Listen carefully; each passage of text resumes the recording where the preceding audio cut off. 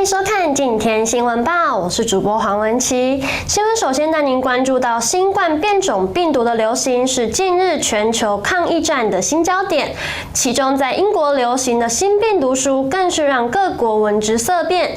原本就已是高居全球第一大疫区的美国，继科罗拉多州之后，现在连加州也传出首例，无疑是将让美国的疫情更加严峻。综合外媒报道，加州州长纽森周三与美国国家过敏与传染病研究院院长福奇线上讨论疫情时，宣布南加州出现第一宗英国变种新冠肺炎病例，但并没有透露更多细节。而 CNN 报道则指出，该名变种病毒患者是名来自圣地亚哥的30岁男子，他从27日起出现新冠肺炎的相关症状。在此之前，科罗拉多州也已在周二发现全美首起英国变种新冠肺炎病例，确诊者是一名20多岁的国民兵。与加州病例同样诡异的是，该名患者近期并没有外游的记录，而他也不是国民兵中唯一出现症状的。同州也有数名疑似患者正在接受隔离。而西雅图癌症研究中心的学者贝德福德向美联社表示，虽然目前英国变种病毒在美国病例数很少，但从确诊者无外游记录来看，很可能代表病毒正在美国扩散，或许可追溯至上月由英国入境的人士，担心变种病毒可能将触发另一波春季疫情。过去担任亲民党台北市议员的黄珊珊，去年10月进入台北市政府担任副市长一职。黄珊珊日前接受专访，畅谈自己的从政路，坦言从律师转换跑道成为政治人物，是为了要帮助更多的人，但也像进入职场上班一样，希望有一天能够从小职员做上总经理。带您来看相关报道。你从政的那一天，就是你去上班的那一天，你都希望能够有一天能够做到总经理吧？对啊，你会一直想说我要当小职员当一辈子吧？所以为什么从政？我第一天从政的时候就想说，我可以不是只帮1、2个人，我可以帮很多人。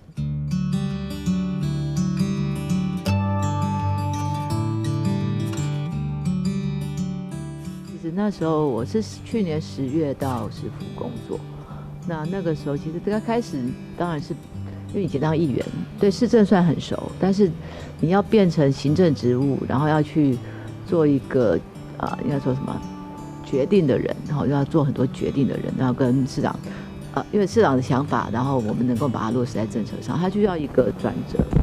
那刚开始还在适应中，就突然发生了疫情。我还记得市长第一天的说法是，让黄珊珊试着看看能不能调动大部队。所以调动大部队是我的工作，就是决策有了，但是部队要动起来。所以我们刚开始就是一条一条，每一天面对新的疫情的状况，然后各局处，然后我觉得台北市的公务员真的非常优秀，有状况他们会提出自己的想法。然后大家会讨论完毕之后就形成一个政策，然后就往下走，然后最重要是彻底的执行，就是命令出来彻底执行。命令发现状况，因为他们在第一线，比如说居家检疫跑了，那时候全国还不知道怎么办，我们第一个就公布姓名抓人。防疫旅馆是我们先做了之后中央开始补助钱，而且要有地方政府认同的防疫旅馆。那 SOP 是我们第一个写完之后就分享给全国。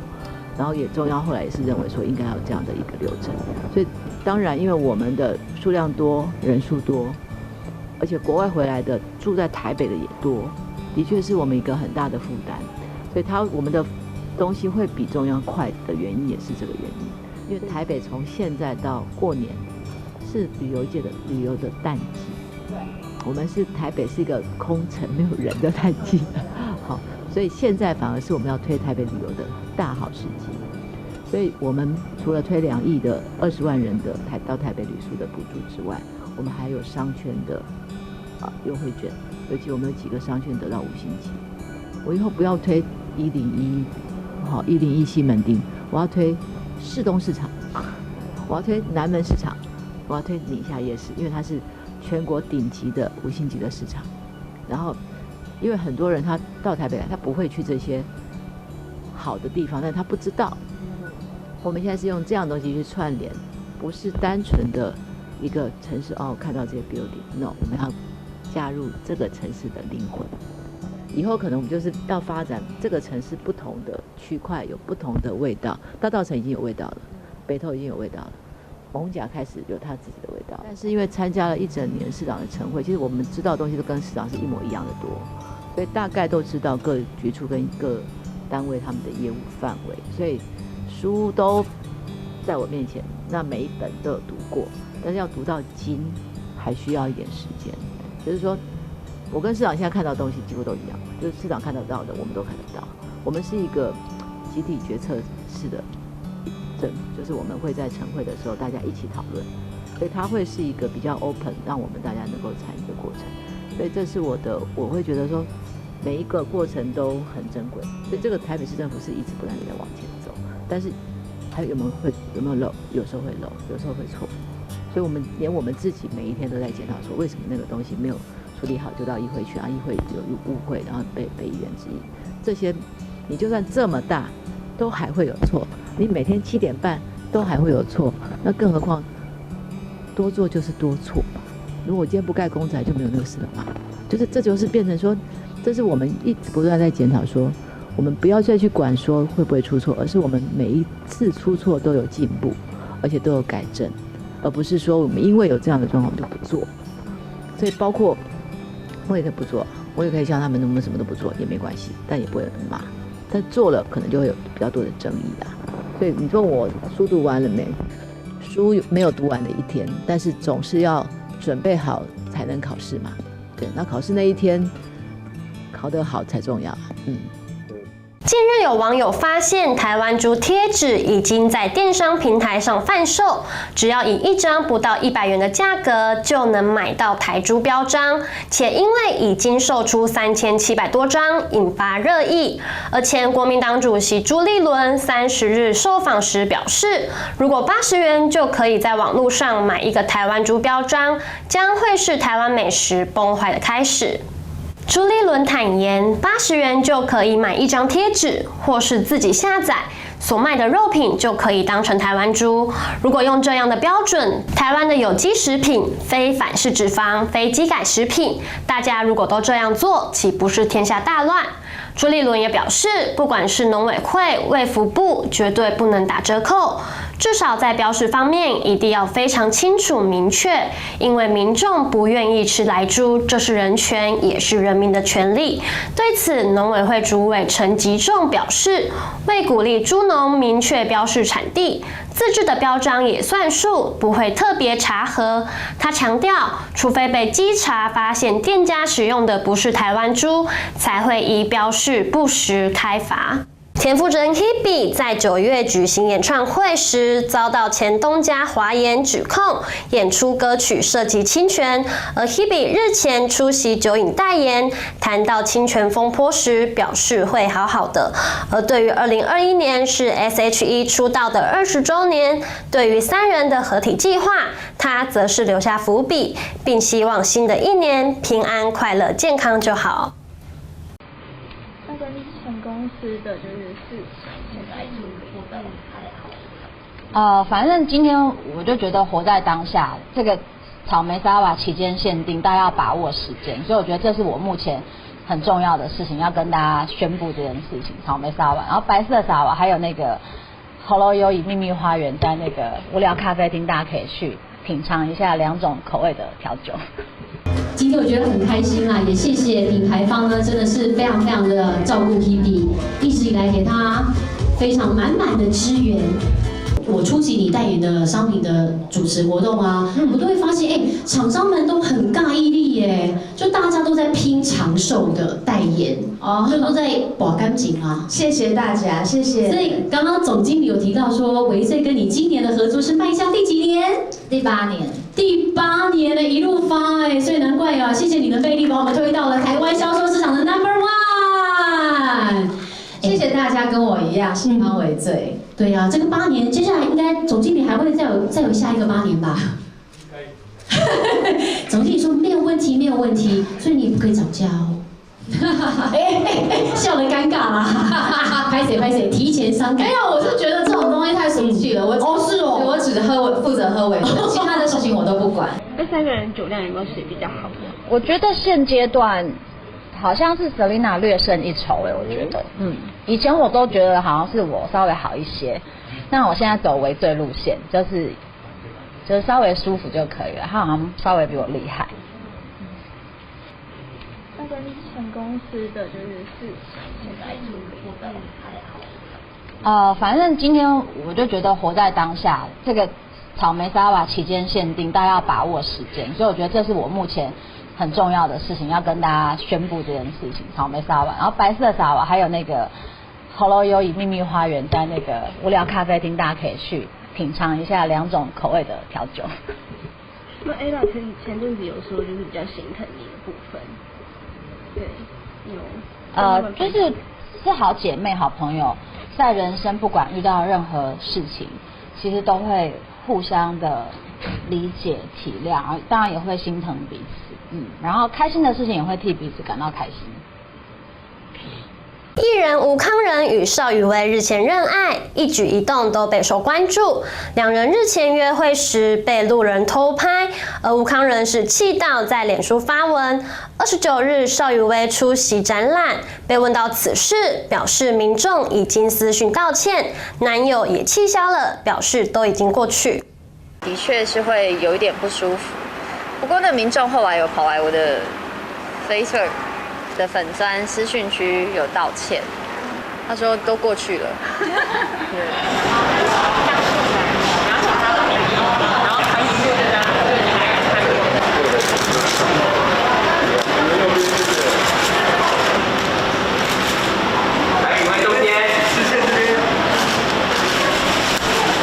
平常约会会看展吗？你觉得有可能吗？你说不是啦，我是说。你是说是谈恋爱约会吗？你觉得我有可能可以看展？被当作展来看。对啊，就是店主角会偏困扰吧，跟朋友看最好。艺人之后从来没有跟另一半一起看过展。没有都是跟朋友看。跟朋友不会被认出来。跟朋友就是认出来也没关系啊，开心的玩啊，对啊，拍照啊，一定要拍照的。OK 吧？公开了是公开了啦，可是你还是不想要生活上被打扰太多啊，因为有时候可能你看个展，你不想被别人拍照啊，有时候可能翻白眼的照片，因为2个人总是特别容易被看出来啊，对啊。对啊，我们通常都分开拍，不要同框这样。没有啦，不想要太多的焦点，就是对啊，反正生活是我们自己的嘛，不用那么一定要。遇到很多偷拍的，你会生气吗？我吗？我比较不会生气。被偷拍那一次你也在吗？对啊。你有拉住他，然后就是阿楚他不要气啊，真的是蛮气的，因为我有转头看了一下，就是的确是会有一点不舒服。不过那民众后来有跑来我的 Facebook 的粉专私讯区有道歉，因为其实我们听不到他们讲话，那就是看到被指啊，然后一直笑啊，交头接耳啊，这样子就会觉得不太舒服。对啊。那你有跟他讲吗？有，他说都过去了。对，气就气了。对啊。就是其实我觉得就是可能尊重一点点，就是其实真的要来跟我们讲话，说想要合照或者什么要求都没有问题啊。对啊，就是我觉得不要讲艺人好了啊，正常人你突然间就一般人。突然间出去外面吃饭，被人家指指点点的，也会很不舒服。对啊，那其实有什么话你可以来告诉我，然后我也有权利答应或不答应嘛，就是都是 OK 的。对啊。再来带您看到执掌国内知名团购平台的486先生陈延厂，过去的生长环境经济困顿，家里负债2次，而这样的成长过程影响到他的创业理念。这些困苦的经历也让他更懂得感恩。今年虽在疫情期间，但486却在年中发了1000万分红给37位同仁，因为他认为公司是大家一起共好的。一起听听他的故事。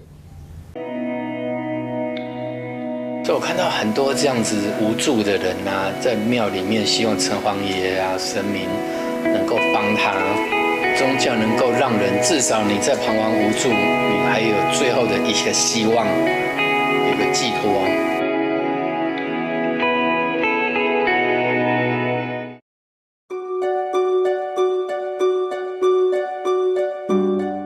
所以我在那边大概待了差不多半年吧，我才慢慢的觉得说，其实有宗教有个信仰，不管任何的信仰啊，不管是任何信仰，我觉得都是好事，因为真正的信仰，真正的这些宗教，它都是劝人向善啊。我从小其实我出生就苦啊，从小没妈妈嘛，小时候那个经济，例如说我们家也是有负债嘛。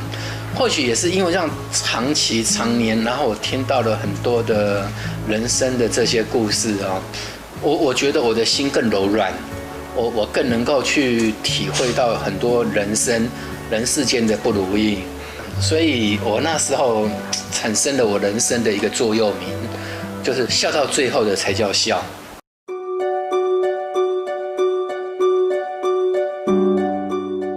我印象我很小的时候啊，我家都是恰零恰后啊，不然就是手指少的啦，不然就是哪里有个疤啦那一种的，我都吃槟榔啊、抽烟都是那一种的常来。然后一直到我小学要升1年级，收到入学通知，有没有7岁要上幼稚园，要上小学。我爸说哇，家里穷成这样子，他没有信心给我一个比较正常的照顾，就把我送到亲戚家给人家养。我就寄人篱下，在我姑丈家住了4年半，所以4年半一直到4年级上学期结束，我爸再还完了，把我接回去。那时候好高兴，那时候真的好高兴哦。所以我一直觉得说，人生我虽然从小没妈妈，但是我姑妈，我觉得她也算是半个妈妈。还有我有一个婶婶那也是都对我相当好。还有国小有个老师对我很好，所以我就觉得，想想我人生也有3个妈妈。我跟孩子我也常常讲以前我小时候这个故事，提醒他们，赌这个东西是绝对不要去沾的。当然你看我人生后来我的创业，有些人会去赌，对不对？搏一把，对不对？搏一把，投资一个什么中了就大捞，但他们都没想到，万一你不中，不就大赔？对不对？所以我后来在经营公司我都是稳扎稳打，我都是有7、8成的把握我才去做。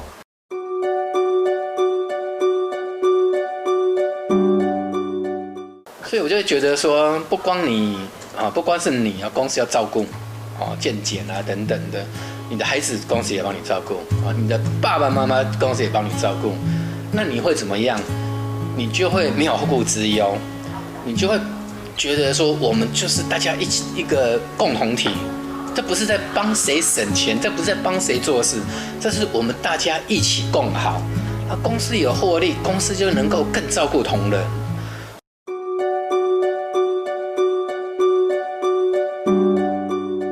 说我是支持，例如说我们台湾本土的这个价值的，但是那时候并没有很明显。那去年为什么我表态？老实说也是，其实那时候大家都被韩粉给吓到了，真的。所以那时候我就想说，如果真的让他当总统，台湾就完蛋了。所以那时候我就开始很积极的，我觉得我必须要为台湾做一些什么。很多人讲说我是不是民进党的？其实我怎么可能是民进党？我连他的那个党我也没入，也没什么的。我是支持台湾。所以后来你看基进党也好，或者是说后来时代力量林长佐出来，你看我都很支持他们啊。就我支持的是谁支持台湾的价值，谁以台湾的价值为优先，我就支持他。真正讲起来，蔡英文我是真的非常的喜欢他。我很多年前我跟他曾经有一张合照，那张合照网友戏称少女蔡英文跟少年486。那一张合照是怎么样呢？我那时候还在跑业务。我骑摩托车经过那个松山饶河街夜市，然后我看到呢，萧美琴要出来选立委，然后萧美琴跟蔡英文是非常非常要好的，他们以前就非常要好。蔡英文呢，就下班时间呢，因为晚上夜市嘛，就帮他宣传。啊，我那时候看到呢，萧美琴，当然我也蛮喜欢这个人的，但是我更喜欢蔡英文，所以我就把摩托车停下来，我就跑过去，我说：“哎，我可不可以跟你合照啊？”然后蔡英文那个口才很差，他就站在那就。我就觉得根本就是个没用的人嘛，你真的也不会喊，也不会，然后说哦好，那我就拿出我的相机，因为那时候我喜欢拍照，然后就请他们工作人员帮我们2个合照了一张。老实告诉你，我还是希望就是说，对于台湾的民主，我还是有点忧心，那我也很愿意去贡献我一己之力，但是可能你说叫我去参选啊，那对我来讲太遥远了，也太蠢了一点。就算我选上了，就1票，对不对？那几百票里面的1票，但老实说也于事无补。所以我可能会很快的在搞不好年底或者是明年初，我会再重新推出一个新的节目。我也希望说能够发挥更大的监督的力量，来去监督这些人。以上是今天的今天新闻报，我是主播黄文琪，感谢你的收看，我们明天再会。